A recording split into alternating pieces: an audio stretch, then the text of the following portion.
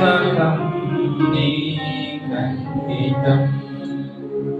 ఇదిగో దేవా నా జీవితం ఆపాదమస్తకం నీకంకితం శరణం నీ శరణం నీ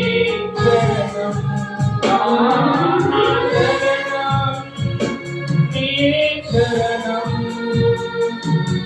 శరణం నీ శరణం ఇదిగో నా జీవితం ఆపాదమస్తకం నీకంకితం ఇదిగో దేవా నా జీవితం ఆపాదమస్తకం నీకంకితం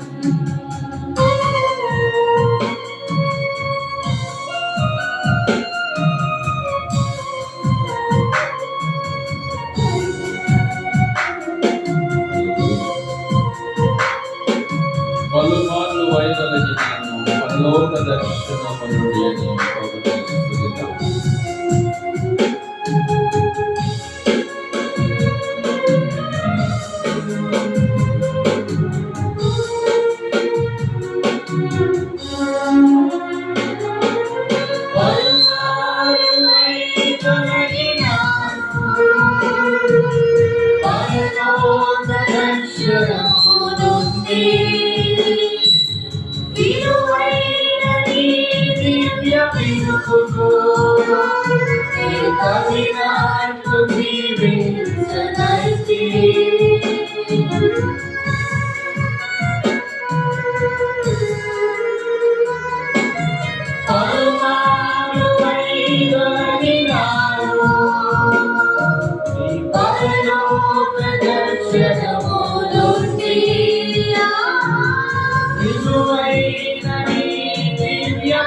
ప్రభుత్వం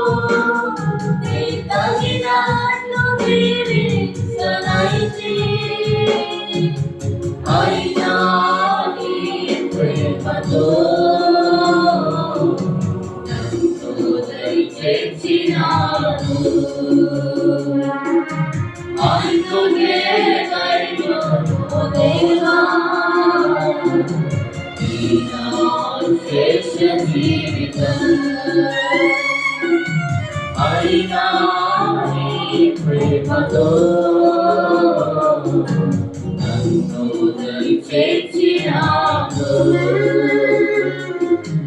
అందుకే దైవము దేవా శేష జీవితం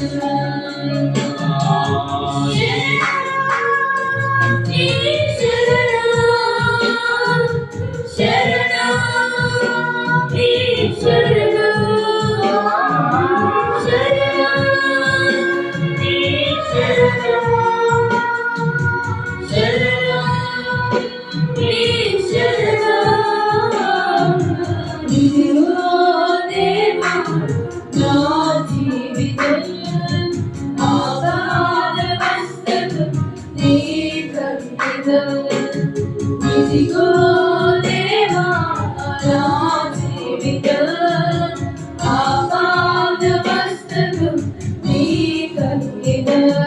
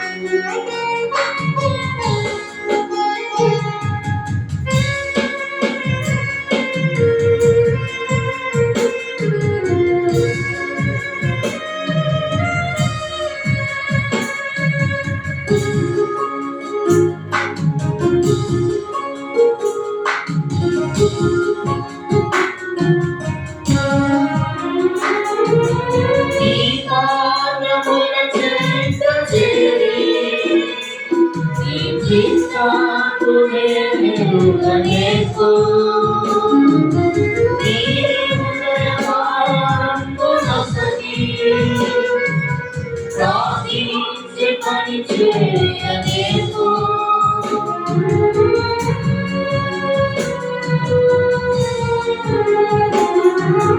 నీ పాదముల చెంత చేరి నీ చిత్తమునే నెరవేర్చు. నీ హృదయవారంపు నొసగి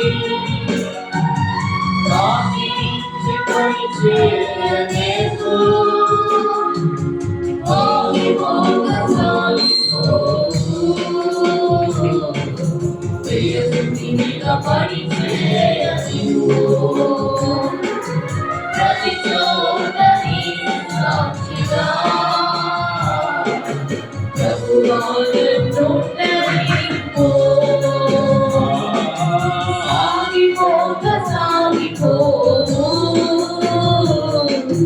ప్రియసునిగా పని చేయనివ్వు ప్రతి చోట నీ సాక్షిగా ప్రభువాలెన్నుండనివ్వు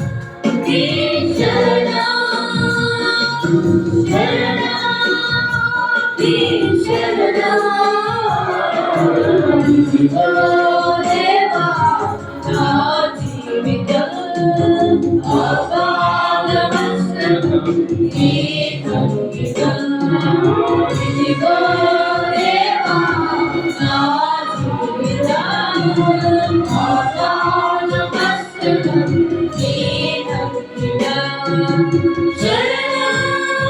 నీ శరణం నీ శరణం నీ శరణం నీ శరణం ఇదిగో దేవా నా జీవితం ఆపాదమస్తకం నీ అంకితం ఇదిగో దేవా నా జీవితం ఆపాదమస్తకం నీ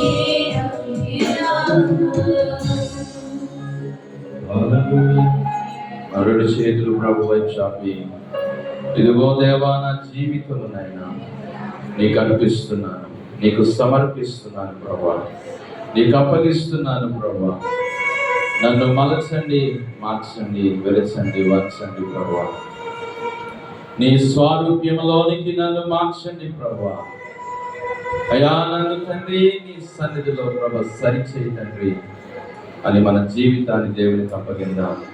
ప్రభువా నీ చేతిలో ప్రభువా నేను ఒక మట్టి ముద్ద లాంటి వాడిని ప్రభువా. కుమ్మరి చేతిలో మట్టి ముద్ద ఎలాగునైతే ప్రభువా ఒక అందమైనటువంటి నైనా వస్తువుగా రూపించబడుతుందో నైనా, అలాగ మమ్మలను నీ సన్నిధిలో ఈ 2 దినాల ఉపవాస కూడికల ద్వారా అయా నీ ఆత్మీయ సౌందర్యంలోనికి, నీ ఆత్మీయ స్వారూప్యంలోనికి ప్రభువా మమ్మలను మారుస్తున్నందుకై నీకు స్తోత్రములైనా.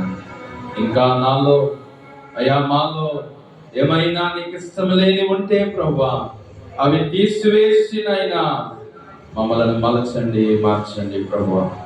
నీ స్వారూప్యంలోనికి మమ్మలను నైనా మీరు మార్పు చేయమని ప్రార్థిస్తున్నాము తండ్రి.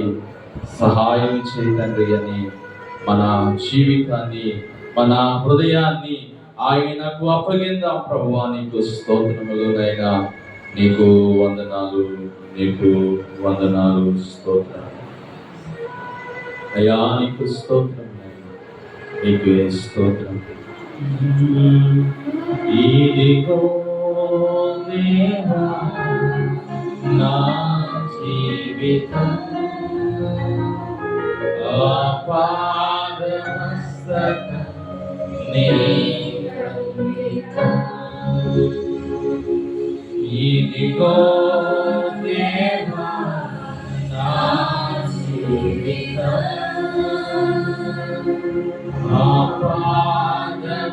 ఆపాదమస్తకం నీ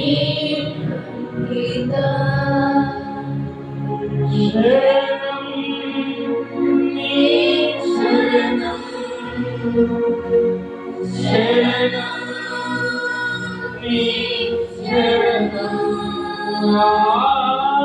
శరణం నీ శరణం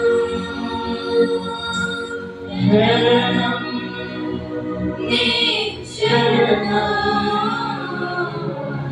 ఇదిగో దేవా నా జీవితం ఆపాదమస్తకం నీ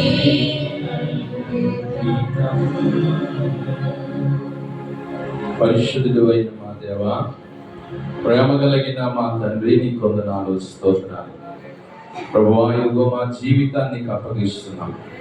ఈ యొక్క రాత్రి నాయన, ఈ 2వ రోజు ప్రభు రాత్రి కాల కూడికలో నీ దాసులను ప్రభు మా మధ్యకు తోడుకొచ్చారు. నీ దాసులని ఆయన నిలవబడుతూ ఉండగా నీ ఆత్మ చేత నింపి అభిషేకించి మానవ స్వరాన్ని మరుగుపరిచి ప్రభువా అయా మాకు నాకు కావలసినటువంటి నీ జీవ వాక్కులను తండ్రి నాయన మాకు వినిపించమని ప్రార్థిస్తున్నాము తండ్రి. ఇదిగో ప్రభువా మా జీవితం నీకు అప్పగిస్తున్నాము నాయన. అయా నీ వాక్యము ద్వారా మమ్మలను తండ్రి సరిచేయమని అడుగుతున్నాము తండ్రి నాయన. నీ వాక్యము ద్వారా మమ్మలను దేవా అయా మమ్మల్ని కట్టమని ప్రార్థిస్తున్నాము తండ్రి. మాలో ఉన్న ప్రతి బలహీనతలు తొలగిపోవునట్లుగా, మాలో ప్రభువా ఉన్న ప్రతి విధమైనటువంటి నీకు విరోధమైన కార్యాలని నైనా లయమగునట్లుగా చేయమని ప్రార్థిస్తున్నాము తండ్రి. మమ్మలను ప్రభువా నీ కృపతో నింపండి, నడిపించండి. ఈ వాక్య పరిచయం జరుగుతూ ఉండగా ఏ విధమైన గలిబిలి ఆటంకము లేకుండా నీ ఆత్మ కార్యాన్ని జరిగించి మీ నామమునకి మహిమ తెచ్చుకొనుమని యేసు పరిశుద్ధ నామమున అడుగుచున్నాము తండ్రి. ఆమేన్. దయచేసి అందరూ కూర్చుందాం. చక్కగా లైన్గా ఒక క్రమముగా కూర్చున్నానండి. Praise lord. దేవునికి స్తోత్రం. హల్లెలూయా, హల్లెలూయా. దేవుని ఘనమైన నామమునకు మహిమ కలుగును గాక. ఈ రెండవ రోజు ఈ రాత్రి కాలం గుడిలో ఇంతవరకు మనము పాటలు పాడి ప్రభుని స్తుతించి దేవుని కనపరచడానికి ప్రభు సహాయం చేస్తున్నారు. పిల్లరా, ఈ దేవుని వాక్యం వినే సమయానికి మనం వచ్చి ఉన్నాం. మరి దేవుని సన్నిధిలో ఈ దినము దేవుని యొక్క వాక్యం అందించటకు ఏర్పాటు చేయబడిన దేవుని సేవకులు రెవరెండ్ ఎలీషాయి గారు మన మధ్యకి వచ్చారు. వారిని వేదికపైకి రావాలని చప్పట్లు పడుతూ మన ప్రేమతో వారికి ఆహ్వానం తెలియజేద్దాం. దేవుని సన్నిధిలో దూర ప్రాంతం నుంచి సమయానికి ప్రభుత్వం వారికి వారి తోడు వచ్చి మరి దేవుని యొక్క వాక్యాన్ని వినే సమయానికి మనం వచ్చాం. మీకు ఆలస్యం చేయకుండా దేవుని వాక్యాన్ని మనము విందాం. పిల్లరా, మనము 9 గంటల వరకు మరి ఆరాధన జరిగిస్తున్నాం. 8:15 వస్తుంది. 10 నిమిషాలు ఆలస్యమైన ఏమి కంగారు పడకండి. శ్రద్ధగా దేవుని వాక్యాన్ని మనం వినడానికి ప్రయత్నించేద్దాం. మరి దేవుడు గత దినము ఈరోజు ఉదయకాలము చక్కటి మాటలు ప్రభు మనకి నేర్పిస్తూ వచ్చిన్నారు. నిన్నటి దినాన ఉదయకాలం ఎబ్బేజు చేసిన ప్రార్థన గురించి మనం నేర్చుకున్నాం. నిన్న రాత్రి పాపాత్మురాలైన స్త్రీని గురించి నేర్చుకున్నాం. ఈరోజు ఉదయకాలము దావీదును నేను కోరుకున్నాను ప్రభు అని అన్నాడు. ఎందుకు దావీదును దేవుడు కోరుకున్నాడో మనం విన్నాం. ఇలాగున్నా మరి దేవుడు సేవకుల ద్వారా ఆయన మనతో మాట్లాడుతూ వస్తున్నారు. ఈ రాత్రి రెండవ రోజు రాత్రి కాలం గుడిలో దేవుడు తన దాసుని నిలబెట్టుకుని ఏమైతే వర్తమానాన్ని ఆయన మనకు అందించబోతున్నారో ఆయన మాటలు మనం విందాం. ప్రియులారా, మరి దినాన్ని ఈ రెండవ రోజు వాక్యం అందించటకు మరి దేవుని సేవకులు రెవరెండ్ ఎలీషాయి గారిని అడిగినప్పుడు వారి ప్రేమతో అంగీకరించారు. గత సంవత్సరం కూడా మన మధ్యకి వచ్చి వారు దేవుని వాక్యం అందించారు. మరి రోజు ఉదయకాలము నుండి మండపేటలో ఐఎఫ్జే అనేటువంటి ఒక ప్రార్థన ఉద్యమంలో వారు అక్కడ పాల్గొని దేశ క్షేమము కొరకు, ప్రపంచ శాంతి కొరకు అనేక మంది సేవకులు అక్కడ కూడి ప్రార్థన చేసి దేవునితో గడిపారు. మరి ప్రార్థన పూర్వకంగా ప్రార్థన బలంతో దేవుని దాసులను ప్రభు మన మధ్యకు నడిపించారు. కనుక ఇక సమయం ఆలస్యం చేయక ఈ సమయాన్ని దేవుని సేవకులు రెవరెండ్ ఎలీషాయి గారికి అప్పగిస్తున్నాడు. గట్టిగా చప్పట్లు కొట్టి మనం ఆహ్వానిస్తాం.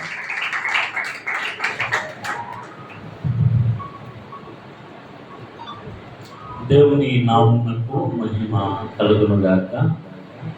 దేవుని మహాకృపను బట్టి ఒకసారి మీ మధ్య కలిసి మీతో కలిసి ప్రభుని స్తుతించడానికి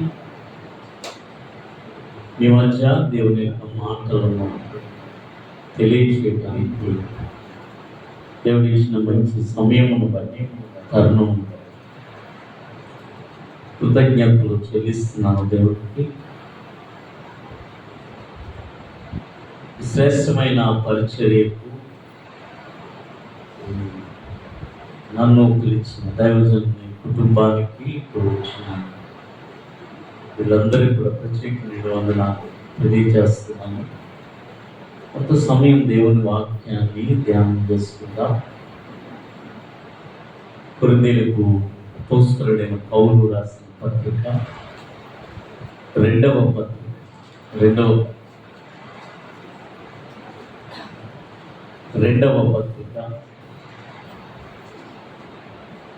సుమారు 6వ అధ్యాయం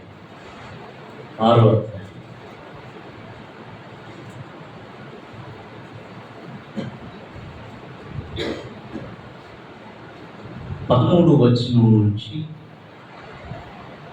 18 వరకు ఇలా రాయబడ్డాలి. మీ ఎడల మాకున్న అంతర్కరణకు ప్రతిఫలముగా మీరును మీ హృదయములను విశాలపరచుకుని మీరు నా పిల్లలని మీతో ఇలాగ చెప్పుచున్నాను. మీరు అవిశ్వాసులతో జోడుగా ఉండకుడి. నీతికి దుర్నీతితో ఏమి సాంగత్యము, వెలుగుటకు చీకటితో ఏమి పొత్తు, క్రీస్తునకును బెలియాలతో ఏమి సంబంధము? అవిశ్వాసతో విశ్వాసకి పాలెక్కడిది? దేవుని ఆలయంలో విగ్రహములతో ఏమి పొందిక? మనం జీవం గల దేవుని ఆలయమై ఉన్నాము. అందుకు దేవుడు ఇలాగూ సెలవిస్తున్నాడు. ప్రార్థన. ప్రేమ కలిగిన మా తండ్రి, పరిశుద్ధుడైన మా ప్రభువా, అయ్యా మీ దాసులు ఈ ప్రాంతంలో మీరు అప్పగించిన ఈ ఉన్నతమైన పరిచర్యను బట్టి కృతజ్ఞతలు. ఏ విధము చేత నేను నరకమునకు జోగు వారిని నీ రాజ్యమునకు చేర్చాలి అనే ఆత్మల భారంతో ఈ ప్రాంతంలో నీవు ఇచ్చిన గొప్ప పరిచర్యను బట్టి కృతజ్ఞతలయ్యా. ఒక దినము నీ ప్రాంతం అంతా మీ దాసులు అనుగ్రహిస్తున్నారు. నమ్ముట అనేది మా వల్ల అయితే చేసి నీకు సమస్తము సాధ్యమని నీ వాక్యములు ఉంది. ఇప్పటికే ప్రభు ఈ ప్రాంతం నుంచి వచ్చిన నీ బిడ్డలు బట్టి కృతజ్ఞతలు. రాత్రి ఈ స్థలములో ప్రభు ఈ ఉపవాస కూడికల ద్వారా నిన్నటి రోజు నుంచి నీ ప్రజలతో మీరు మాట్లాడుతున్నారు. ఈ రాత్రి అల్పుడు నన్ను దర్శించు, మీరు మాట్లాడండి, మీరు హెచ్చింపబడండి. ఘనత ప్రభావములు మీకే చెల్లిస్తూ ఈ ప్రార్థనేస్తున్నాము అడిగి వేడుకొనుచున్నాము తండ్రి. చెప్దామా గట్టిగా?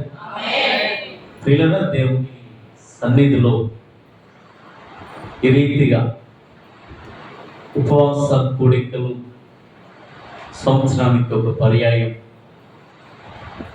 సంఘముల క్షేమం కొరకు, సంఘములో ఉన్న కుటుంబాలు దేవుని కృపను పొందుకునేలాగున ఈ ఆధ్యాత్మికమైన జీవితాలను పరిపక్వతలోనికి నడిపించడానికి దైవజనుని యొక్క ప్రయాసం ఇది. ఈ ఉపవాస కూడికలను ఎన్నో విషయాలు ఆయా ప్రాంతాల నుంచి దైవజనం నడిపించి ఒక విశేషమైన వాక్య భాగము, వాస్తవానికి బైబిల్ లేని గృహం లేదు. ఈరోజు ప్రతి విశ్వాస దగ్గర ఒక బైబిల్ అయితే ఉంది. అనుదినము చదివేవారు చదువుతూ ఉంటారు, ధ్యానించేవారు ధ్యానిస్తూ ఉంటారు. దేవుని దగ్గర నుంచి ఎన్నో విషయాలు నేర్చుకుంటూ ఉంటారు. కానీ కొన్ని సందర్భాల్లో ఎందుకు ఈ ఆధ్యాత్మికమైన జీవితంలోంచి కొంచెం విశ్వాసులు తొలగిపోతున్న సందర్భంలో వాటిని మరలా ఒక క్రమమైన మార్గంలో పెట్టడానికి ఇదొక మార్గం. ఈ ఉపవాస కూడా నేర్చుకోవలసిన విషయాలు దేవుని సన్నిధులు ఎన్నో ఉన్నాయి. సహవాసం చేయగలిగిన కృప దేవునితో ఎంతో ఉంది.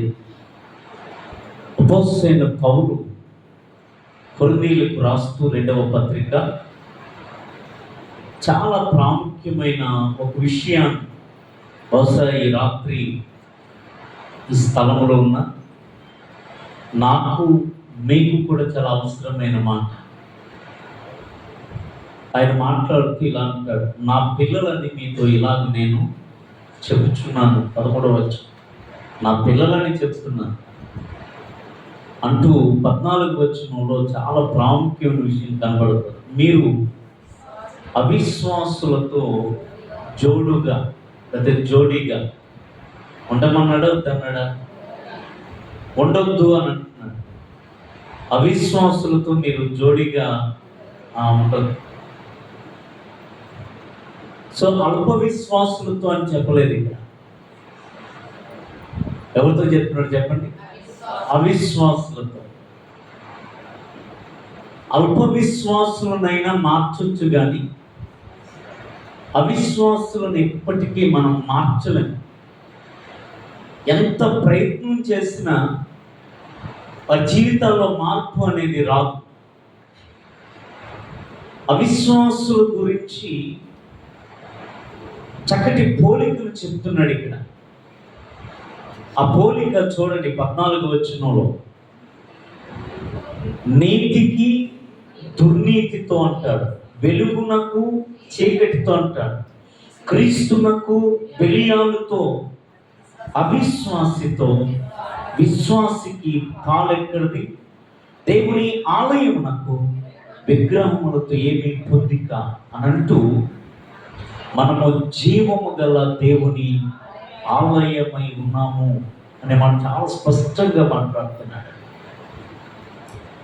పిల్లల బహుశా ఈ స్థలంలో నిలబడిన నేనైనా మీరు నన్ను ప్రశ్నిస్తే, సో నేను మిమ్మల్ని ప్రశ్నించిన, సో మన విశ్వాసం యొక్క స్థాయి, మన భక్తి యొక్క స్థాయి, మన ఆత్మీయ జీవితం యొక్క స్థాయి ఎంతవరకు ఉంది?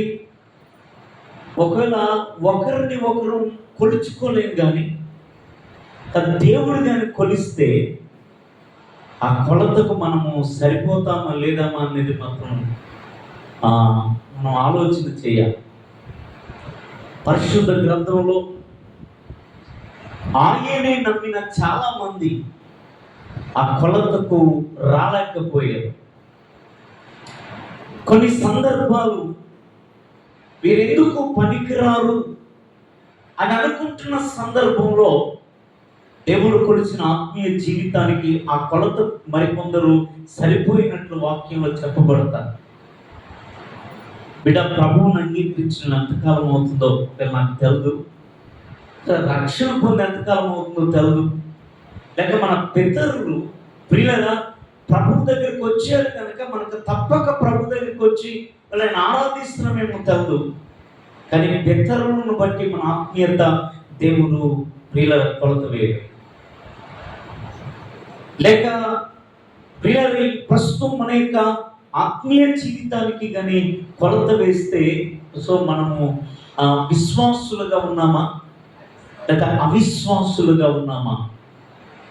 ఈ మాట చాలా అవసరం. ఎందుకంటే చాలా స్పష్టంగా కొరింథీ సంఘాన్ని కట్టిన పౌలయ్య ఈ 6వ అధ్యాయంకి వచ్చేసరికి ఎంత స్పష్టంగా మాట్లాడుతున్నాడు. మీరు మీరు మీరు నా పిల్లలని చెప్తున్నాను. కొన్ని చోట్ల ఏమంటారు అసలు తెలుసా? మిమ్మల్ని బ్రతిమలాడుకుంటున్నాను అని అన్నాడు. కొన్నిసార్లు హెచ్చరించాడు, కొన్నిసార్లు బ్రతిమలాడుకున్నాడు, చాలా రిక్వెస్ట్గా మాట్లాడుతున్నాడు. ఈ మాట కూడా మీరు నా పిల్లలని చెప్తున్నాను. వేరొకరైతే నేను చెప్పను, మీరు నా పిల్లలని. ఎందుకో తెలుసా? పౌలు యొక్క ఆధ్యాత్మికమైన జీవితం చాలా శ్రేష్టమైన. ఆ కొలతకు వారు రావాలని ఆయన ప్రయత్నం. పౌలు ఆధ్యాత్మికమైన జీవితంతో ఏంటి అసలు? తిమోతితో మాట్లాడుతూ అంటాడు, తిమోతి, నేను దేవుని కొరకు వెనుకున్నవి మరిచాను అని అంటాడు. ముందున్న వాటి కొరకు నేను వేగిరి పడుతున్నాను అని అంటాడు. పిల్లల ఆయన మాట్లాడుతుంటే నేను క్రీస్తును పోలి నడుచుకున్నాను, నడుచుకుంటున్న ప్రకారము మీరు నన్ను పోలి నడుచుకోండి అంటాడు. మరొక చోట ఏమంటాడు తెలుసా? క్రీస్తు కొరకు నేను ఏది లాభముగా ఎంచుకున్నానో అవన్నీ కూడా చెప్పండి పెంటతో సమానంగా ఎంచుకున్నాను అని అంటాడు. సపోజ్ నేను పౌలు యొక్క ఆధ్యాత్మికమైన కొలత అది. అందుకే మీకు తెలుసా, నాకు మాత్రమే కాదు, నా వలె ఎవరైతే దేవుని కొరుకుంటారో నా కొరకు ఉంచిన ప్రతి కిరీటమును కూడా మీ కొరకు ఉంచబడుతుంది అనే మాట మాట్లాడాడు ఆయన. స్తోత్రం చెప్దామా? గట్టిగా చెప్దామా? పిల్లల వెనుకకు ఆ తిరుగని విశ్వాసం అయింది. దేవుని రాకడ సమీపం అవుతున్న దినాల్లో ఉన్నాం ప్రియుల. పరిస్థితులు, పద్ధతులు, కుటుంబాల్లో స్థితిగతులు, మానవ జీవితంలో ఆరోగ్య పరిస్థితులు మారిపోతున్న ఒకవేళ దినాలకు వచ్చేసాం. నేడు రేపు యేసు రాకడ అనే సమీపం వస్తాం. బహుశా ఇంకా ఇక్కడే మనము ఉండి మనము సరి చేయబడకపోతే, ఎక్కడే మనం ఉండి ప్రభుతో సరైన సహవాసం అనేది కానీ లేకపోతే జాగ్రత్త, ఒకవేళ విడవబడిన గుంపులుగా ఉండిపోతామేమో. బహుశా మీరు నా పిల్లలని చెప్తున్నాను. ఏం చెప్తున్నాడంట? మీరు అవిశ్వాసులతో ఎలా ఉండొద్దు? గట్టిగా చెప్పాలి. జోడీగా ఉండొద్దు అని అంటారు. ఎవరు అవిశ్వాసులు? ప్రియుల ఆత్మీయతలు ఉన్నాము అని అంటూనే ప్రియుల వారు భ్రష్టులైపోతున్న దినాలను నడిపించబడుతున్నవారు అంటాడు. ఇర్మియా గ్రంథం 3వ అధ్యాయము 22వ వచనానికి రండి. నేను చాలా త్వరగా నాకు ఇవ్వబడిన సమయంలో కొన్ని మాటలు నేను అందిస్తాను. 3:22 భ్రష్టులైన బిడ్డలారా తిరిగి రండి, మీ అవిశ్వాసము నేను ఏం చేస్తానంటున్నాడు? నేను బాగు చేస్తాను, నీవు మా దేవుడవైన యెహోవా నీ యొద్దకే మేము వచ్చుచున్నాము అనే మాట అంట. ప్రియులారా, అల్ప విశ్వాసుల గురించి చెప్పబడలేదు బైబిల్లో. మీకు తెలుసా, అవిశ్వాసులు ఉన్నారు, అల్ప విశ్వాసులు ఉన్నారు.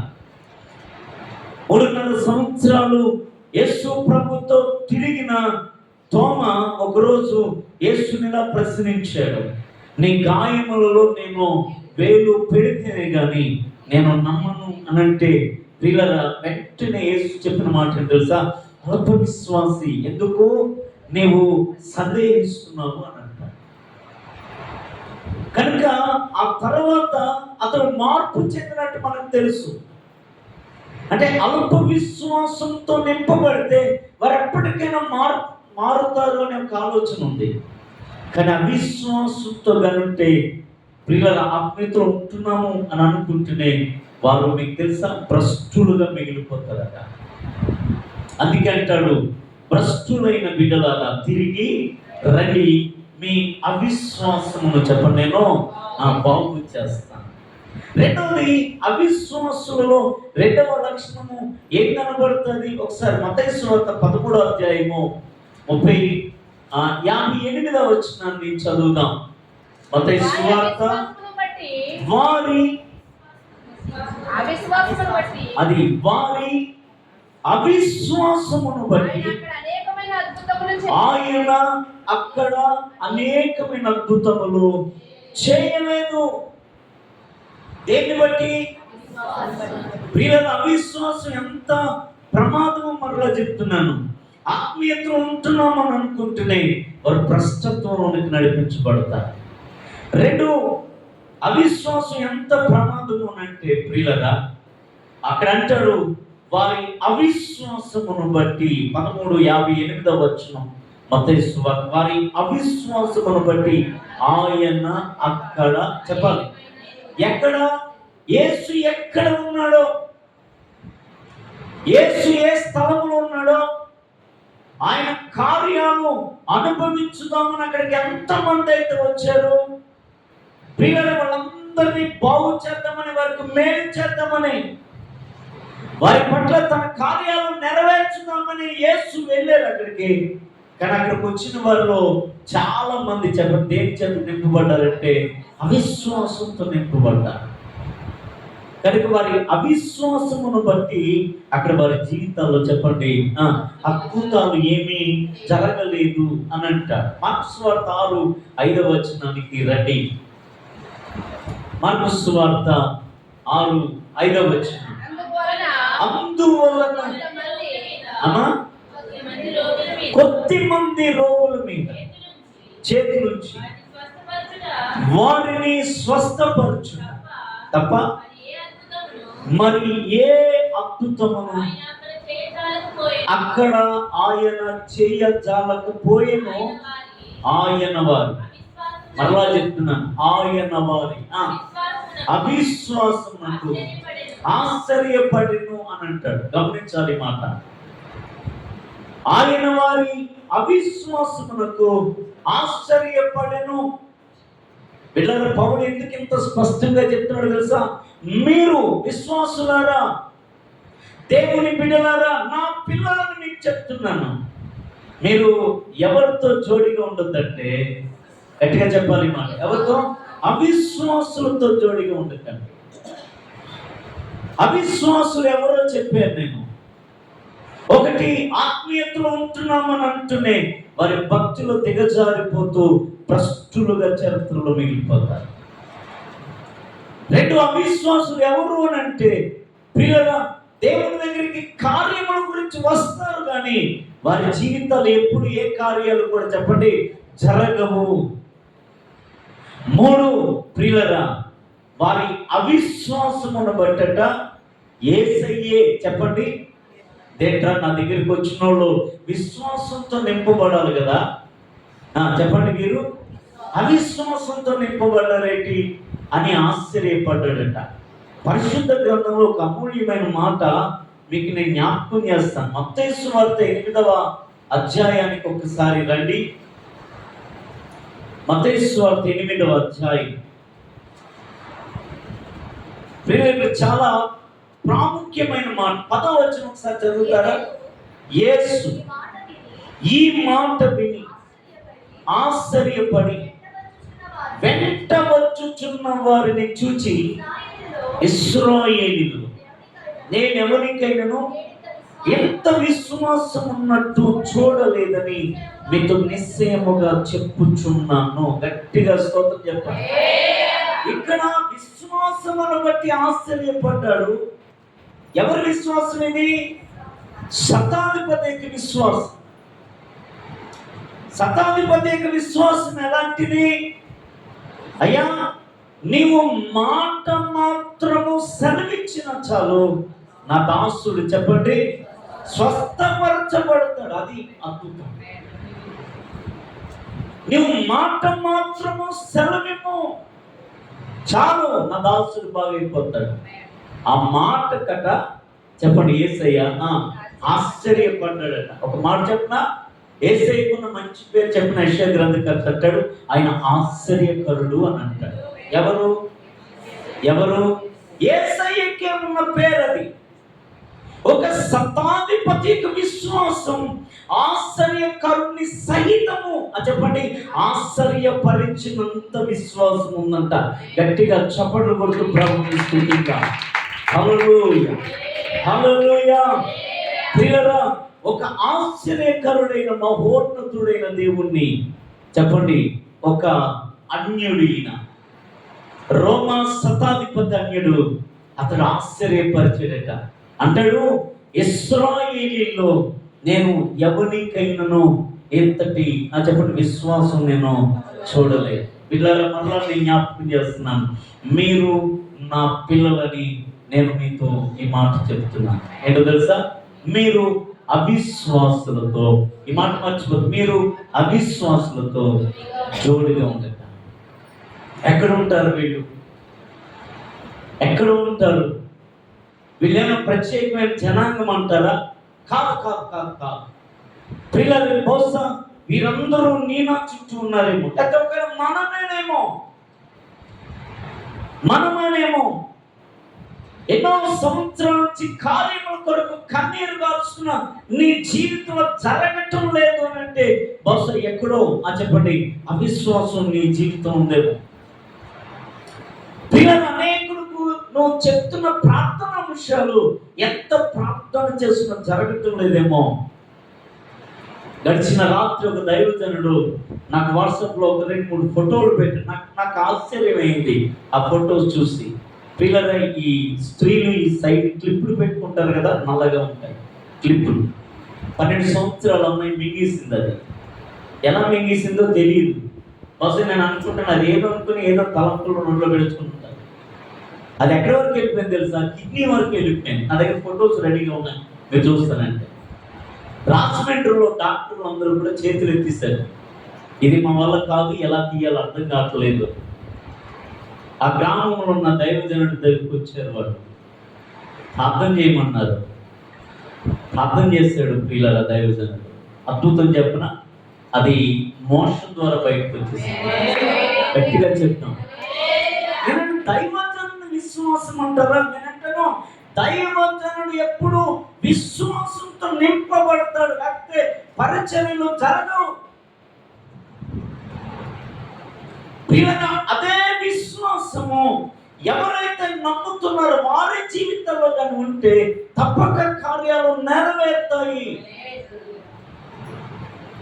దాదాపు 11 గంటలకు పెట్టాడు ఆయనకి ఆశ్చర్యం అయిపోయి ప్రియులరా ఆయన 11 గంటలకు లేపి ఒకసారి ఫొటోస్ పెట్టాను చూడడానికి నాకు క్లిప్ కనబడుతుంది. ఈ బోనస్లో వెనుపూస్ పక్కని ఆ క్లిప్ కనబడుతుంది నాకు. ఆ పడిపోయిన తర్వాత మళ్ళా క్లీన్ చేసి ఒక పేపర్లో నాకు క్లిప్ కనబడుతుంది. ఏంటయ్యా ఇది అన్నాను నేను. దేవుడు చేసిన అద్భుతం అండి అని అన్నాడు. అంటే స్తోత్రం చెప్దామా అని అంటాను. ఈ రాత్రి ప్రియులరా, అవిశ్వాసులతో జోడీగా ఉంటే నేను కూడా చరిత్రలో అవిశ్వాసులుగా మిగిలిపోతాం. మనం ఏ జోడీ కావాలో తెలుసా? విశ్వాసులతో. స్తోత్రం చెప్పండి. ఒక మాట మీ ముందు నేను జ్ఞాపకం చేస్తాను. 1 కొరింథీ పత్రిక 10వ అధ్యాయానికి రండి. అవిశ్వాసుల్లో మరికొన్ని విషయాలు మీ ముందు నేను ఉంచుతాను.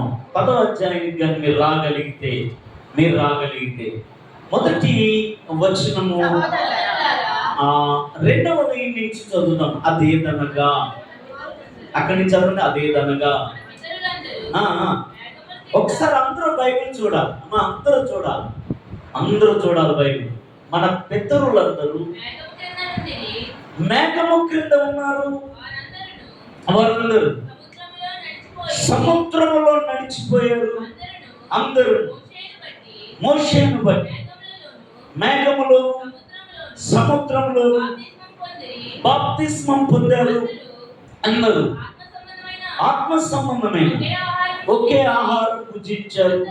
అందరూ ఆత్మ సంబంధమైన ఒకే పానము చేశారు.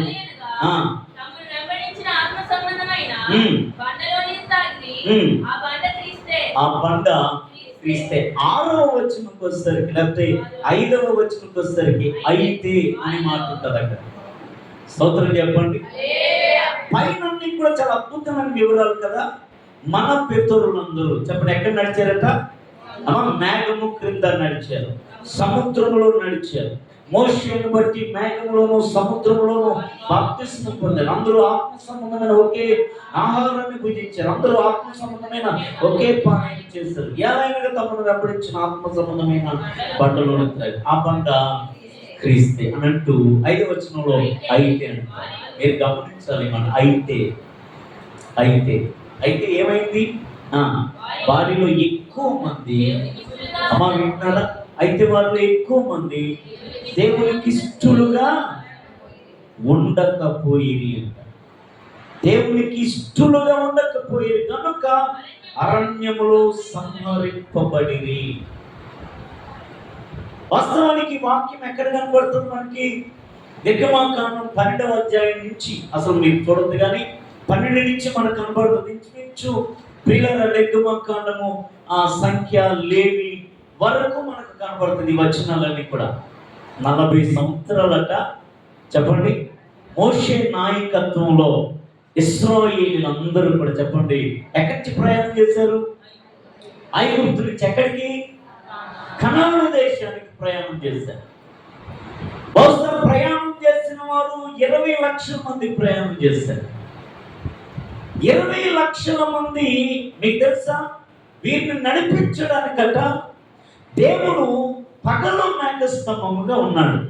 అమ్మా, రాత్రి అగ్ని స్తంభముగా ఉన్నాడు. దాహం వేస్తే నీటిని ఇచ్చాడు, ఆకలేస్తే ఆహారం ఇచ్చాడు. ప్రియులారా, ప్రతి విధమైనటువంటి సౌకర్యమును కలిగించాడు. వాక్యంలో చెప్తున్న మంచి మాటలు తెలుసా? వారు ఆశించినది ప్రతీది సమకూర్చాడట దేవుడు. స్తోత్రం చెప్పండి. ప్రియులారా, వారు 40 సంవత్సరాలు ప్రయాణం చేసుకున్న వారు వేసుకున్న చెప్పులు చెప్పండి అరిగిపోలేదు, తొడుక్కున్న బట్టలు చెప్పండి మాసిపోలేదు. వారు ప్రయాణం చేస్తుంటా ఆ దేశాల గుండా ప్రతి శత్రువు కూడా మీకు తెలుసా దూరంగానే ఆగాడు కానీ సమీపంగా శత్రువు ఎవరు రాదు. అంత కాపుదల. ప్రతిరోజు ఆత్మ సంబంధమైన క్రీస్తులోనే నడిచాడు. యెషయా గ్రంథకర్త అంటాడు, వారిని ఎలా నడిపించావో తెలుసా ప్రభా? నువ్వు పక్షిరాజు తన పిల్లలను రెక్కల మీద మోసినట్లుగా నీవు మోసావు. ప్రతిరోజు ప్రియులారా మోషే ధర్మశాస్త్రాన్ని ప్రకటిస్తూ ఉండేవాడు. ప్రతిరోజు మిరియాము ఆరాధనలు నడిపిస్తూ ఉండేది. ప్రతిరోజు అహరోను ప్రధాన యాజకుడిగా వారి కొరకు బలులు అర్పిస్తూ ఉండేవాడు. ఏ రోజు ఏది కుదులేదట. స్తోత్రం చెప్పాలి కదా. నేనంటాను, ఇంత దేవుడు వారి పట్ల కృప చూపిస్తే వారి ఆత్మీయత లేదా విశ్వాసం ఎంత పెరగాలంటారు? మన మాట వినబడదా? ఎంత పెరగాలంటారు? నేనంటే విస్తారమైన విశ్వాసంతో నింపబడాలి, విస్తారమైన భక్తులు నింపబడాలి. కీర్తనకారుడు రాస్తుంటాడు, అనుభవించిన తరువాత వెంటనే ఆయన కార్యములు మరచిపోయిరి అని అంటాడు. వెంటనే చెప్పండి, ఆయన కార్యాలు ఏం చేశారట?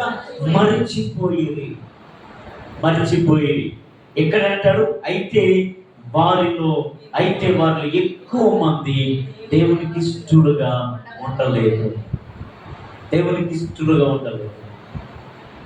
రాత్రి కాల సమయం ప్రియులారా, బహుశా దేవునికి ఇష్టడుగా లేకపోతే ఏమయ్యారు తెలుసా?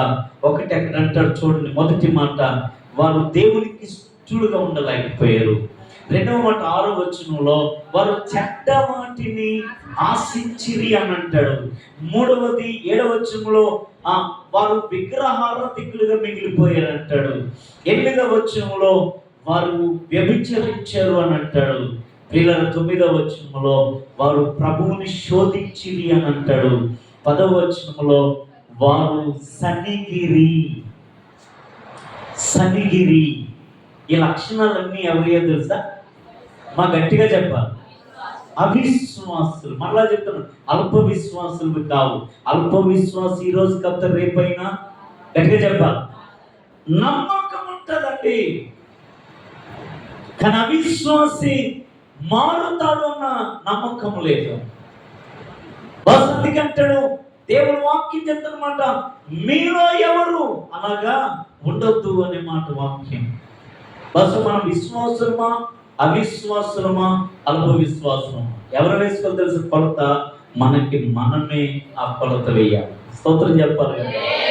మనమే ప్రియులరా, అవిశ్వాసులలో వీరి జీవితాలు మీకు తెలుసా? మేఘము క్రింద ఏమున్నారు?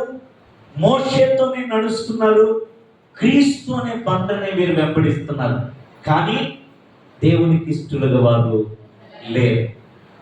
మరలా చెబుతున్నాను, మేఘము క్రిందే ఉన్నారు, మోషేతోనే నడుస్తున్నారు, క్రీస్తుతోనే ఉన్నారు, కానీ వారు చెడ్డ వాటిని చెప్పండి ఆశించారు.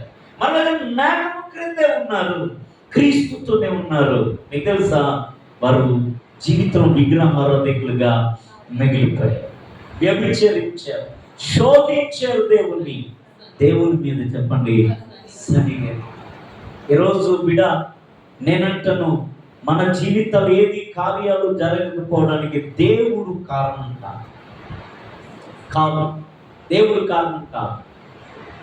బహుశా మన ప్రార్థన జీవితంలోటేమో, మన విశ్వాసం ఉంచడంలోటేమో, లేదా దేవుని సన్నిధిలో స్థిరమైన భక్తిలో లేకపోవడంలోటేమో చాలాసార్లు దేవుడు దైవజనుల ద్వారా ఇలాంటి కూటాల ద్వారా నిన్ను నన్ను హెచ్చరిస్తూ ఉంటుండగా, ఒకరు సరి చేసుకునే లక్షణం అనేది కానీ మనం లేకపోతే సరి అవ్వకపోతే వాక్యం ఏమని చెప్తుందో తెలుసా? జీవితంలో విశ్వాసులుగానే మిగిలిపోతాం అన్నమాట వాస్తవం. దేవునితోనే ఉన్నారు కానీ వీరు అలా ఉండిపోయారు. వీరందరూ ఎవరు తెలుసా? అవిశ్వాసులు. చెప్పండి, అవిశ్వాసులకు ఉన్న లక్షణాలు ఇవన్నీ. మొదట 3 చెప్పాను. 1 భ్రష్టులు, 2 దేవుడు కార్యాలేమి అనుభవించలేదు, 3 దేవుడే చెప్పండి వారి విశ్వాసాన్ని బట్టి ఆశ్చర్యం. ఇక్కడ మరొక 6 చెప్పాను అవిశ్వాసుల యొక్క లక్షణాలు. అందుకే ఒకసారి మూలవచనం చదువుకుందామా? ఏమంటాడు ఏమంటాడు? మీరు, అది గుర్తుండిపోవాలి, మీరు అవిశ్వాసులతో ఎక్కడున్నారు? వీళ్ళు ఎక్కడ ఉన్నారు? బహుశా ఎక్కడ ఉన్నారు అని నువ్వు భూతత్వం పెట్టి వెతికే కంటే బహుశా ఇవన్నీ ఒకరు మనలోగా ఉన్నాయా అని మాత్రం చాలా జాగ్రత్తగా ఆలోచించాలి. మరి విశ్వాసులు ఎలా ఉంటారు?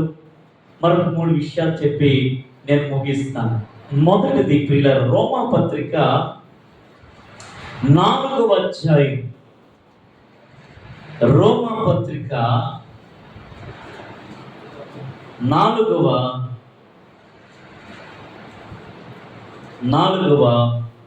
అధ్యాయం 20వ వచనానికి వద్దాం. అవిశ్వాసము వలన దేవుని వాగ్దానమును గురించి మీరు వినాలి. ఏం చేయలేదట? సందేహింపక. అవిశ్వాసము వలన దేవుని వాగ్దానమును గురించి సందేహింపక దేవుని మహిమపరిచి ఆయన వాగ్దానము చేసిన దాన్ని నెరవేర్చుటకు సమర్థుడని రూఢిగా విశ్వసించి విశ్వాసము వలన దేవునికి స్తోత్రం చెప్పగలిగారు. మీరు నా పిల్లలని చెప్తున్నాను. మీరు అవిశ్వాసులతో గట్టిగా చెప్తామా? మరి ఎవరితో ఉండాలి అని అంటే చెప్పండి, విశ్వాసులతో ఉండాలి. బయట మనకు కనబడతారా లేదా అనే మాట పక్కన పెట్టండి. మనకి ప్రామాణికం ఏంటో తెలుసా? దేవుని వాక్యమే, దేవుని గ్రంథమే మనకు ప్రామాణికము. ప్రతిరోజు ఈ వాక్యం నీతో నాతో మాట్లాడుతూ ఉంటారు. ప్రతిరోజు పరిశుద్ధ గ్రంథంలో ఉన్న భక్తులైన వారు ఆత్మీయ స్థాయిలో అధికంగా ఎదిగిన ప్రతి ఒక్కరూ ప్రతిరోజు మనతో మాట్లాడుతూ ఉంటారు. మీరు గమనించాలి. ఒక చోట ఇలా వ్రాయబడుతుంది, క్రీస్తు మన ఎదుట అడుగు జాడలు ఉంచి వెళ్ళిపోయాను గనుక ఆయన అడుగు జాడల్లో చెప్పండి నీవు నేనేం చేయాలట? అడుగులు వేసుకుంటూ వెళ్ళాలట. స్తోత్రం చెప్తాం. ఎవ్రీ పత్రికారుడు అంటాడు, ఇక ఏమి చెప్పను నేను. అనేకులు మన ముందు విశ్వాసపు వీరులుగా చరిత్రలో మిగిలిపోయారు. వారిని చూసుకుంటూ నేను కూడా ముందుకు మనము వెళ్ళాలి అనే మాట చాలా స్పష్టంగా వ్రాయబడుతుంది. కనుక మీరు అవిశ్వాసులతో జోడిగా చెప్పండి. ఇప్పుడు గట్టి ఎవరితో ఉండాలా? గట్టి ఎవరితో ఉండాలా? మరొకసారి చెప్పండి. విశ్వాసులతో ఎలా ఉంటారో చెప్తున్నాడు ఇక్కడ. 4వ అధ్యాయం 20వ వచనం చదువుదాం. అవిశ్వాసము వలన దేవుని వాగ్దానముల గురించి దేవుని మహిమపరిచి ఆయన వాగ్దానము చేసిన దాన్ని నెరవేర్చు సమర్థుడని రూఢిగా విశ్వసించి. ఒక్కసారి చేతులు రెండు పైకెత్తాం, గట్టిగా చెప్తాం హల్లెలూయా, స్తోత్రం చెప్తాం గట్టిగా. వీళ్ళ విశ్వాసం వలన బలం పొందేటట్టు ఒక ఆయన పేరేంటి? నీకు తెలుసు ఆయన పేరేంటి? అక్కడ గట్టిగా చెప్పాలి. అబ్రహాము 175 సంవత్సరాలు వచ్చినట్ట. ఏ రోజు 100వ సంవత్సరంలో 75వ సంవత్సరంలో అతడు పిలువబడిన తర్వాత పిల్లరా ఏ రోజు కూడా మీకు తెలుసా అవిశ్వాసం అనేది తనలోనికి రాలేదు. దేవుని వాగ్దానమును గురించి సందేహము తన జీవితంలో రాలేదు.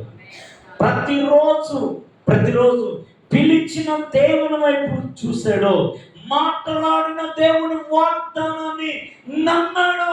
ప్రియులరా అతడు అవిశ్వాసం వలన ఏ రోజు సందేహించలేదట. వాగ్దానం చేశాడు, నా దేవుడు నా పట్ల నెరవేరుస్తాడు. స్తోత్రం.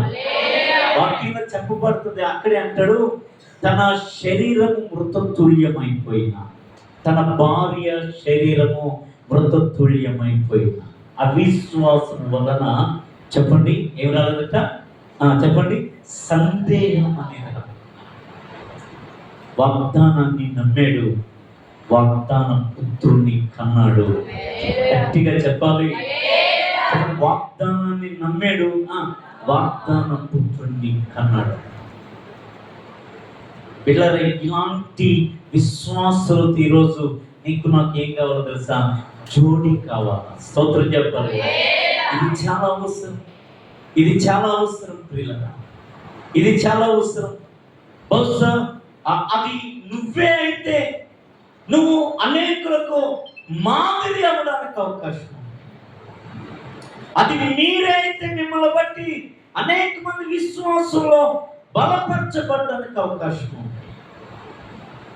అది నువ్వే కావాలన్నది దేవుని యొక్క ఆశ. ఇది మొదటి విశ్వాస గురించి చెప్పాను. రెండవ విశ్వాస ఎవరో చెప్తాను రండి.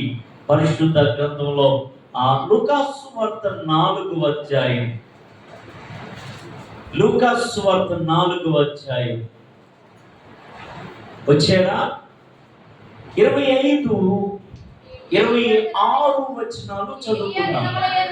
ఏలియా దినములయందు అమ్మా 3 ఏళ్ల 6 నెలలు ఆకాశము మూయబడ్డది. గొప్ప కరువు సంభవించినప్పుడు ఇశ్రాయేలులో అనేక మంది విధవరాండ్రు ఉండినను ఏలియా సిదోను అను ఒక విధవరాలు యొద్దకి కానీ మరి ఎవరి యొద్దనకు చెప్పండి పంపబడలేదు అని అంటారు. స్తోత్రం చెప్పాలి. బహుశా యేసయ్య ఎక్కడో పాత నిబంధనలో ఉన్న అధ్యాయాలు, పాత నిబంధన కాలంలో జరిగిన సంఘటనలను యేసయ్యే ప్రియుల స్వయంగా చెప్తున్న గొప్ప మాట. బహుశా మొదటి రాజుల గ్రంథం 17వ అధ్యాయంలో ప్రియుల మనకి ఈ వచనాలు మనకు కనబడతాయి.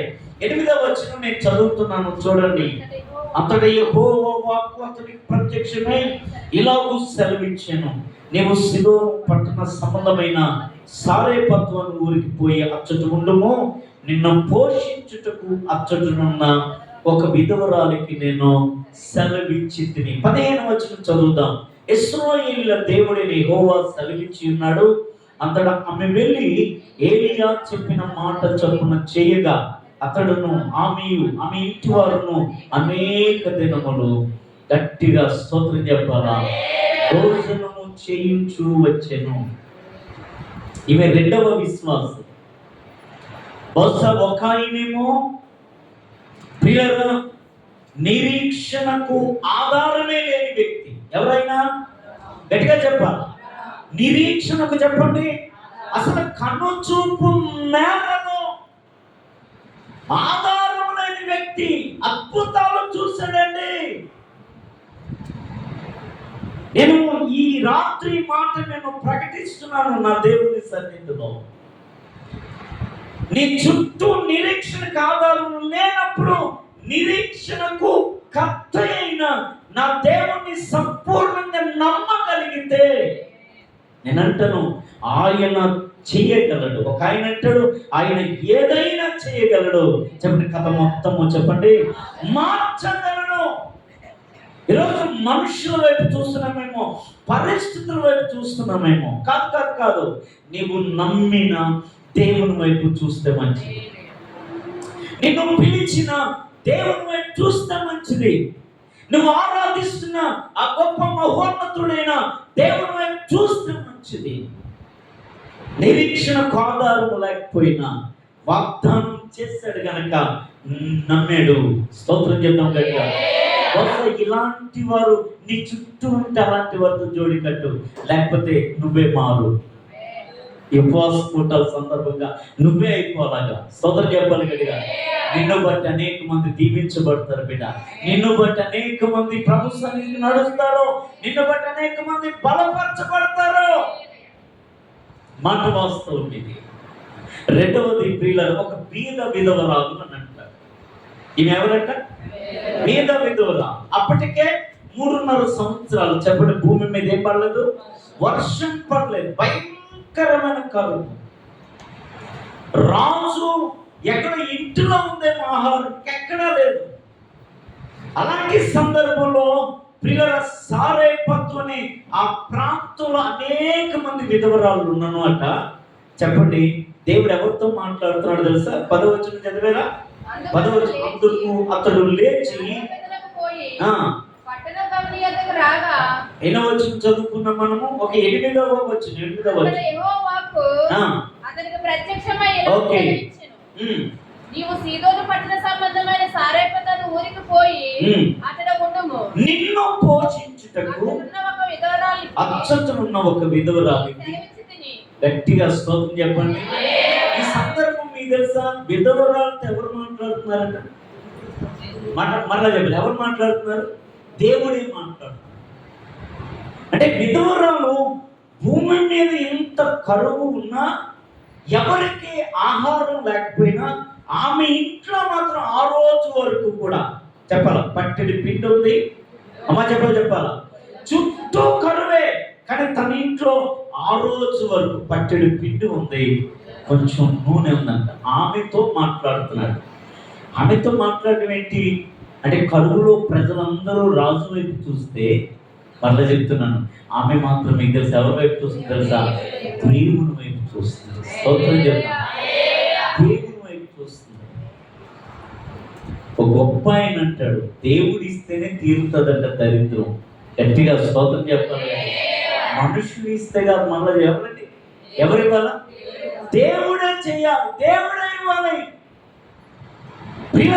ప్రజలందరూ రాజు వైపు చూస్తే, ఈమె మాత్రం దేవుడి వైపు. ఇలా చూస్తున్న ఆ విధవరాలతో చెప్తున్నాడు, రేపు ఉదయం నా సేవకుడు వస్తాడు, ఆయనకు నువ్వు భోజనం పెట్టు అని చెప్పేశాడట. పిల్లరా, ఆ తర్వాత దైవజనుడు వచ్చాడు ఆయనకి. నేను 2 విషయాలు చెప్తాను ఇక్కడ. ఒకటి, ఆమె దేవుని మాట నమ్మింది. రెండవది, 15వ వచనానికి రండి. ఇశ్రాయేలీయుల దేవుడైన యెహోవా సెలవిచ్చి ఉన్నాడు. ఆమె వెళ్ళి స్తోత్రం చెప్తాం గట్టిగా. దేవుడు మాట్లాడుతున్నాడు. మొదటి అప్పం తీసుకుంటారు నా దగ్గరికి. భూమి మీద వర్షం పడే వరకు నీ తొట్టిలో ఉన్న పిండి తరగదు, గుడ్డిలో ఉన్న నూనె. ఈ మాట ఎవరు చెప్పారు తెలుసా? దేవుడు చెప్పారు. ఆమె ఇద్దరు మాట నమ్మింది. ఒకటి దేవుని మాట నమ్మింది, 2 దైవజనుని మాట నమ్మింది. స్తోత్రం చెప్పాలి. ఇది గొప్ప మాట. ఈరోజు బిడ్డలారా, విశ్వాసులు ఇలా ఉన్నారా? దయతో ఒకవేళ పరిచయస్తులని మీతో నేను స్వతంత్రంగా మాట్లాడుతున్నాను. ఈరోజు స్వతంత్ర దినోత్సవం కనుక స్తోత్రం చెప్పాలి. కానీ విశ్వాసులు ఇలా ఉన్నారా? చాలా సంఘాల్లో మీకు తెలుసా, దేవుని మాట వింటారు, దైవజనుడి మాట పట్టించుకోరు. కానీ నేనంటాను, ఏ సంఘము దేవుని మాట, ఏ సంఘము దైవజనుని మాట వింటారు, స్తోత్రం, ఆ సంఘము మోడు చిగురిస్తుందండి, మార మధురంగా మారుతుందండి. మాట వాస్తవం. ఎప్పుడైతే దైవజనుడు చెప్పినట్టు చేసిందో, తీసినంతకాలం 16వ వచనంకి వస్తే, యెహోవా ఏలియా ద్వారా సెలవిచ్చిన ప్రకారము తొట్టిలో ఉన్న పిండి తక్కువ కాలేదు, అయిపోలేదు. అటు తర్వాత ఇంటి యజమానులైన సో 16వ వచనం చాలా ప్రాముఖ్యం. 16వ వచనం, ఆ తొట్టిలో ఉన్న పిండి తక్కువ కాలేదు, గుడ్డిలో ఉన్న నూనె ఎప్పటి వరకు తక్కువ కాలేదు తెలుసా? భూమి మీద వర్షం పడేంత వరకు. స్తోత్రం. ఎప్పటి వరకు తెలుసా? భూమి మీద కరువు పిల్లలు తొలగిపోయే వరకు కూడా. నేను అంటాను, ఇలాంటి వారితో మీరు ఏం చేయాలి తెలుసా? గట్టిగా చెప్తాం, అమ్మా ఆ జోడి కడదాం. అదే ఇలాంటి వారు మీరే అయితే మంచిది. స్తోత్రం. ఇది 2. 3వ మాట చెప్పి సమయం అవుతుంది, నేను ముగిస్తాను. లూకాసు సువార్తకు వచ్చారా? ఓకే, అక్కడ 24, 25 చదువుకున్నామా? ఓకే, ఆ తర్వాత వచనాలు చదవండి. మరియు ప్రవక్త అయిన ఎలీషా ఇశ్రాయేలు అనేక మంది కుష్ఠరోగులు ఉన్నాను, సిరియా దేశస్థుడే నయమాను తప్ప మరి ఎవడును శుద్ధి నొందలేదు అని మీతో నిశ్చయముగా చెప్పుచున్నాను. స్తోత్రం చెప్పండి. 2వ మాట చెప్తున్నాడు యేసయ్య. మొదటి మాట చెప్పండి, సారేపత్తు అనే ఊర్లో అనేక మంది విధవరాలు ఉండేను. ఏలియా ఎక్కడికి పంపించబడ్డాడట చెప్పండి? ఒక సారేపత్తు విధవరాల దగ్గరికి. ఎందుకో తెలుసా? ఆమె దేవుని మాట నమ్మింది. మరలా చెప్తాం, చెప్పండి, దైవజనుని మాట నమ్మింది. అందుకే ఆ ఇంట్లో సమృద్ధి. స్తోత్రం. 2వది ఇక్కడ అంటాడు, ఇశ్రాయేలీలో అనేక మంది కుష్ఠరోగులు ఉన్నారు. ఎంతమంది బాగుపడ్డారట? ఒక్కడే ఎవరైనా నయమాను గురించి మనకు బాగా తెలిసిన విషయాలు 2వ రాజుల గ్రంథము 5వ అధ్యాయం.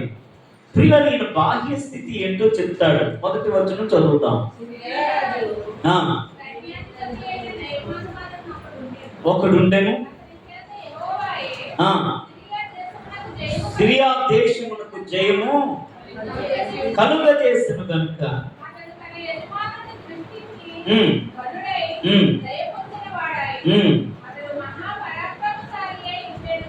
కానీ అంటాడు. కానీ చెప్పండి, అతను ఎవరంట?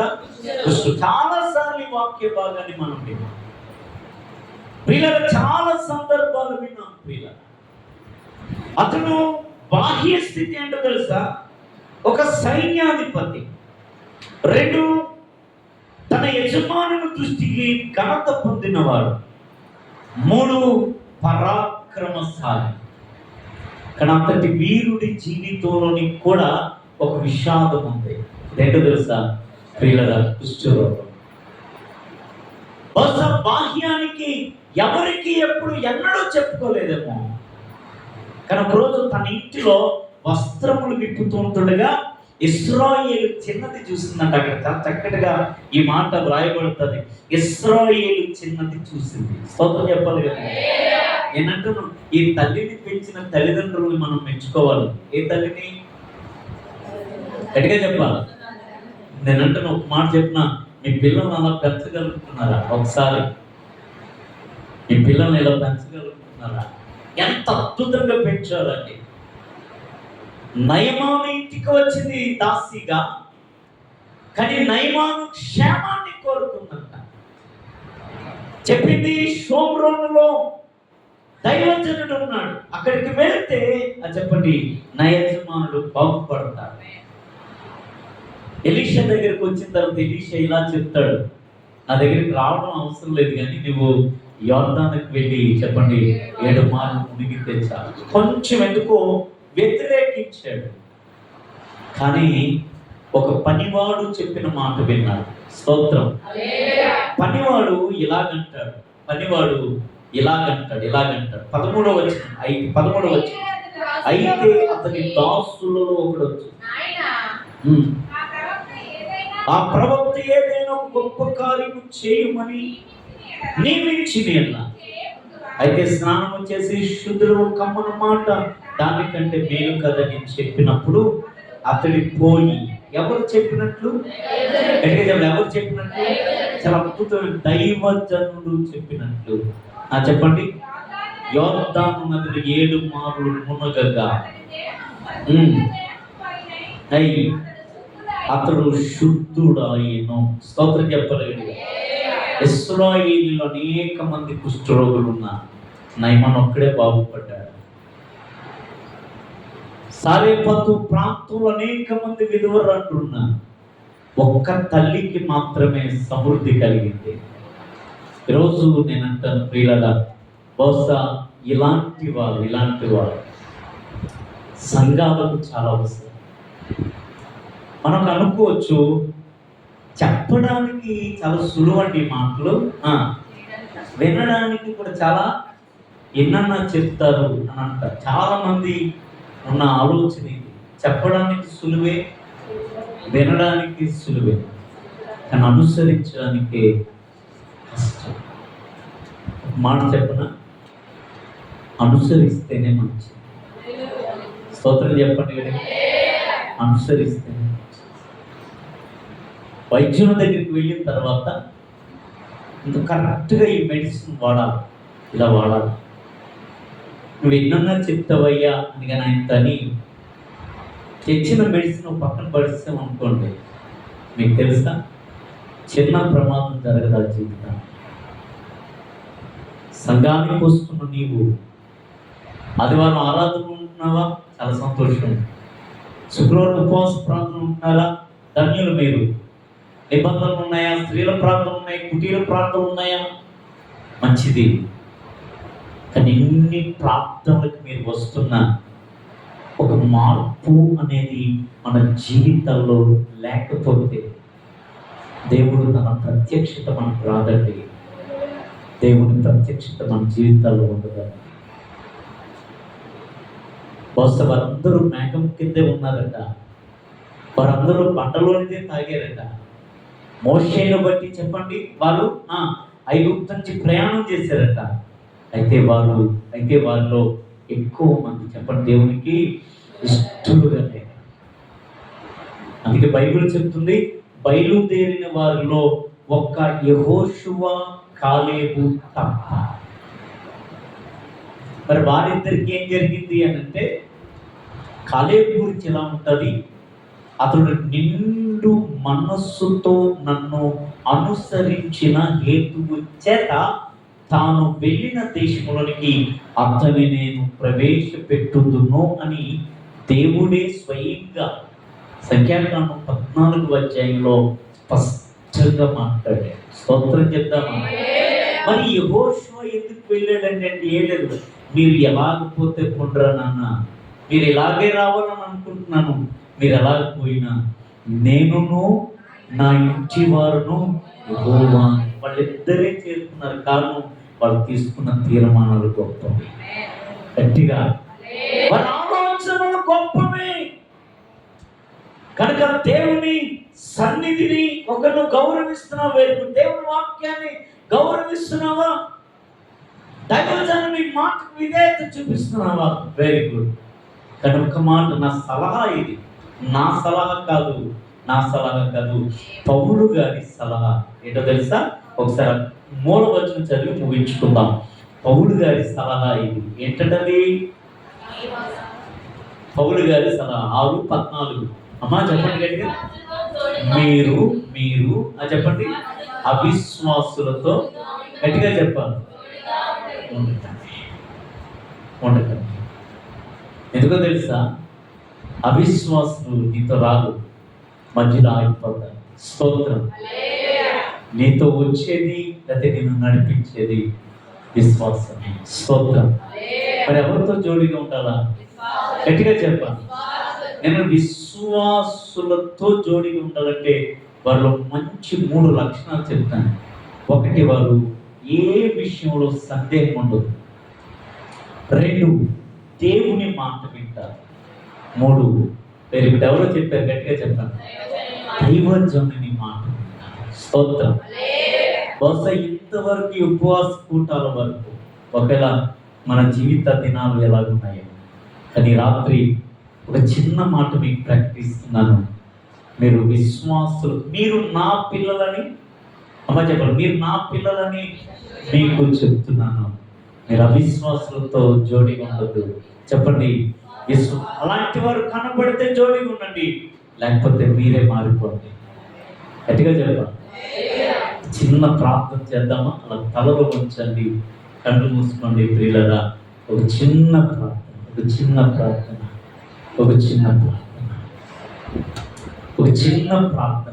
ఒక్కసారి అలాగా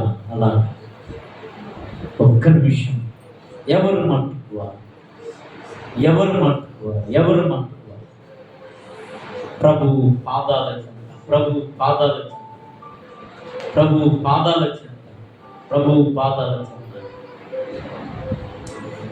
శ్రమలు శోధనలు నన్నావరింపగా, అజ్ఞానము చేని హీనమవ్వగా, మరణపు కోరలు నా చుట్టూ చేరగా, నీ కృపతో నన్ను బ్రతికించితివే. శ్రమలు శోధనలు నన్నావరింపగా, అజ్ఞానము చేని హీనమవ్వగా, మరణపు కోరలు నా చుట్టూ చేరగా, నీ కృపతో నన్ను బ్రతికించితివే. ఇంతగా నన్ను ప్రేమించుటకు నీ పాటి వాడను యేసయ్యా. ఇంతగా నన్ను ప్రేమించుటకు నీ పాటి వాడను యేసయ్యా. నీకు ఎల్లప్పుడూ కృతజ్ఞత.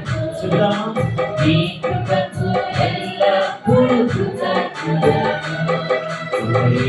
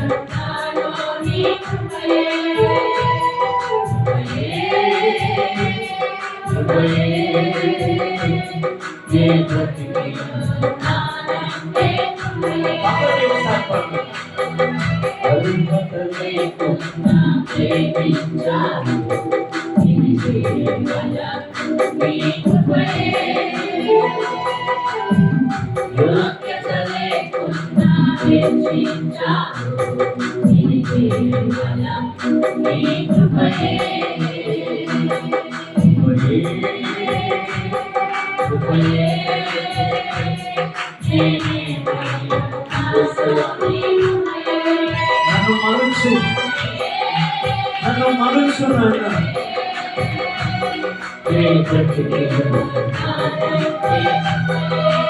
ఒకసారి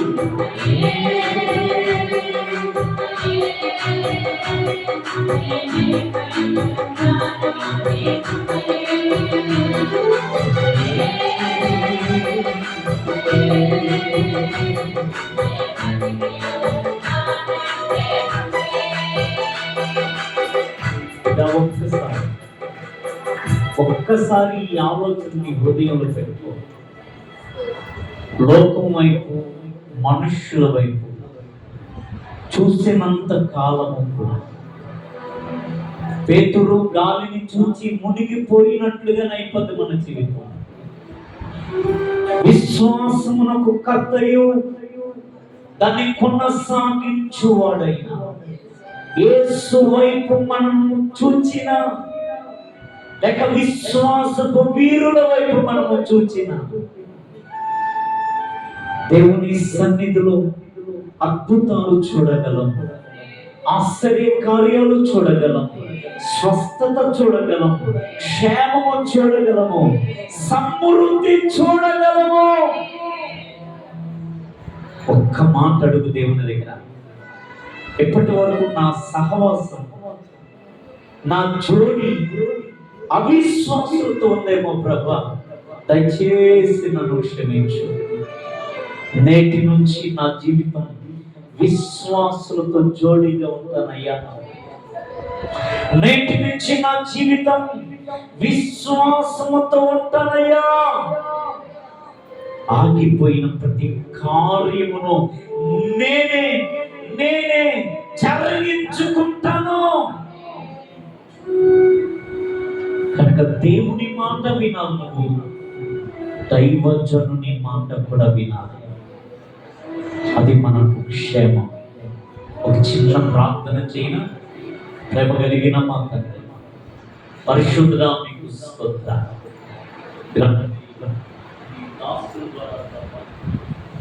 తండ్రి, సిద్ధపరిచిన ఈ ఉపవాసం కూడా వచ్చిన నీ బిడ్డలందరినీ బట్టి ఉంటున్నా. ఈ పరిచర్యని ఇక్కడ ఈ గుడాలను మీరు విశాలపరచండి, ఈ సరిహద్దులను విశాలపరచండి అయ్యా. విస్తారమైన ఆత్మలను మీ దాసులకు మీరు అప్పగించండి. వచ్చిన నీ బిడ్డలను, వారి కుటుంబాలను మీరు దీవించండి. ఎవరు ఈ రాత్రి బలహీనత తీస్తారనుకున్న పరిపూర్ణమైన స్వస్థతతో ప్రభు నింపి బలపరచండి. కరువుతో ఉన్న, సమస్యలతో ఉన్న సంపూర్ణ విడుదల కలుగును గాక. అల్పునైనా నీ చేతులకు అప్పగించుకోండి. నేను మహిమపరుస్తూ ఈ ప్రార్థనేస్తున్నాము, అడిగి వేడుకుంటున్నాము తండ్రి, ఆమేన్. యేసు రక్తమే చేయి, ప్రవేశ రక్తమే ప్రవేశనామ సంపూర్ణించి వాదిగంతా కలుగునుగాక. అన్న పరమ తండ్రి అయిన దేవుని ప్రేమ, కుమారుడైన క్రీస్తు కృప, పరిశుద్ధాత్ముని అన్యోన్య సహవాసం ఇప్పుడు వచ్చిన మన కుటుంబాలు ఇప్పుడు ఎల్లప్పుడూ సదాకాలము దేవుని ఆత్మ తోడైంది విశ్వాసముతో నింపును కాక. చెప్దామా గట్టిగా? మరొకసారి దైవజనులకు మీకు ప్రత్యేకంగా ప్రైజ్ లార్డ్. గట్టిగా చప్పట్లు కొట్టి దేవుని యొక్క నామాన్ని మహిమపరుద్దాం. హల్లెలూయా, హల్లెలూయా. Praise lord. ఇంతవరకు చక్కటి దైవ వర్తమానాన్ని అందించిన దేవుని దాసులు ఎలీషయ్య గారికి ప్రత్యేకమైన వందనాలు తెలియజేస్తా ఉన్నాను. మరి పిల్లరా, మన యొక్క విశ్వాస జీవితము ఏ రీతిగా ఉన్నది? అవిశ్వాసముతో ఉంటున్నామా, లేక విశ్వాసము కలిగి మన ఆత్మీయ ప్రయాణాన్ని కొనసాగిస్తున్నామా? పరీక్ష చేసుకోవడానికి ప్రభు ఈ యొక్క 2వ దినం పొడిలో ప్రభు మనతో మాట్లాడి ఉన్నారు. మనలో ఉన్న అవిశ్వాసాన్ని విడిచిపెట్టి మనము సంపూర్ణమైన విశ్వాసముతో ప్రభు కొరకు ముందుకు సాగుదాం. అటు కృప దేవుడు మనకు దయచేయనుగాక. హల్లెలూయా. పిల్లరా, మరి కూడిక ముగించబడింది. మరి ప్రభు సన్నిధిలో మరొకసారి మీ అందరికీ కూడా వందనాలు తెలియజేస్తా ఉన్నాను. ఈ కూడికలు ఈ రీతిగా జరగడానికి సహకరించిన స్థానిక ఏపీఎస్పి సంఘ బిడ్డలకు, సంజయ్ నగర్ సంఘ బిడ్డలకు, అలాగే ఇతర ప్రాంతాల నుంచి మన మధ్యకి వచ్చిన ప్రతి వారికి ప్రభునామాన్ని వందనాలు చెల్లిస్తున్నాం. మరి పిల్లరా, ఈ సమయంలో మనము సెలవు తీసుకుందాం. రేపు ఉదయం 10:30కి ఏపీఎస్పి చర్చ్ వారికి ఉదయం 10:30కి మనకు ఆరాధన ముగింపు కూడికగా ఉంటుంది. ఆరాధన అనంతరము మనము ప్రేమ విందును తీసుకుని ఇక్కడి నుంచి